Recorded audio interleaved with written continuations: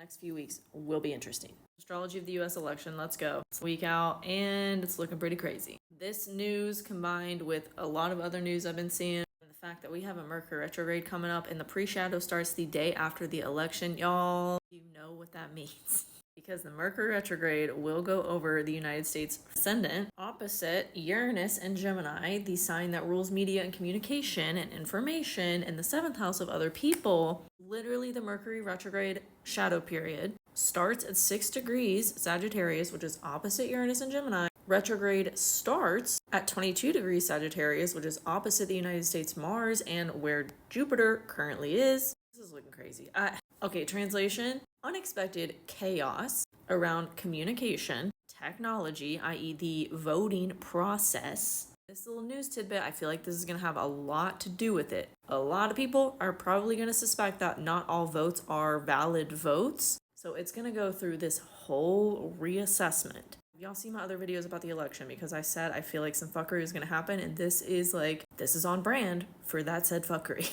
Jupiter and Gemini on the US's Mars in 7th house, blowing up aggression, blowing up competition. I got my glasses on, look a little closer. Blowing up anger or reactiveness. So this is the US's birth chart on the inside, and the outside is the transits of the election. Now, the election itself doesn't look too bad. It looks kind of calm, actually, on election day. It's afterwards that I'm really worried about, because the day after the election, we'll have the moon in Capricorn opposite US's sun in Cancer in the 8th house of other people's resources. Could trigger some economic thing coming to light, but the focus on the media might be the election, so the economic crisis or whatever gets swept under the rug. And then the day after Mercury begins its shadow period, we'll have the moon in Capricorn on Pluto. Intense power struggles and dynamics, things coming to light, and Mars is still opposite Pluto, triggering aggression, competition, reactiveness of the emotional kind, since the moon is going to be involved. I mean, we've already been in an information war, arguably, because I don't know if y'all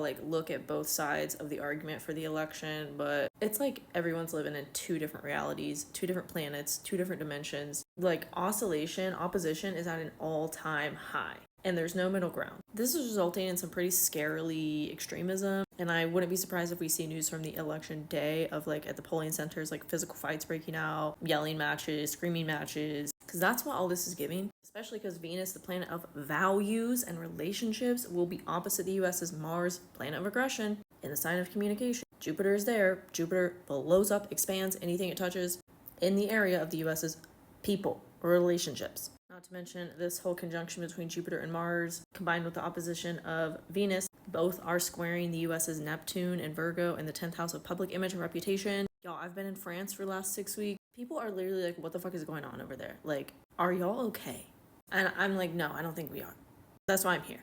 Anyways, the US, since Neptune has been in late degrees of Pisces, has been in their Neptune opposition. And Neptune rules illusion, deception. So we're kind of deluded. It's we're all kind of in a snow globe and we're fighting with each other, and people are looking into the snow globe what the hell are you guys? There's bigger issues. Yeah, these are big issues that are going on between us, but we can have civilized conversation instead of yelling at each other and getting aggressive. That's this energy. No one can find a middle ground because of how the media really has brainwashed us one way versus the other. And I think this whole thing, whatever ends up happening, Mercury retrograde, it's gonna be crazy. It's gonna have a crazy effect on the election, I should say. It is going to propel us into a new era. And I think there's going to be a lot of reevaluation, especially with this Uranus retrograde and a challenging aspect with the US's moon in Aquarius in the 3rd house of media and communication. It's going to bring innovation and change that has been needed for some time to our media outlets and where people are getting their information from. Because we're all realizing and waking up to the fact that news outlets and even social media now are pushing certain agendas and censoring people that are not in alignment with that agenda. So there's really no true fair reporting on anything. There's opposition, there's one side or the other. And this is going to create the opportunity for something new to emerge. There's so much more I could say. I mean, I didn't even get into the US's progress chart, which I was looking at earlier, and it just mirrors more opposition. I'll probably talk about it in my private community. That's it for this video. What are your thoughts? Let's chat about it in the comments.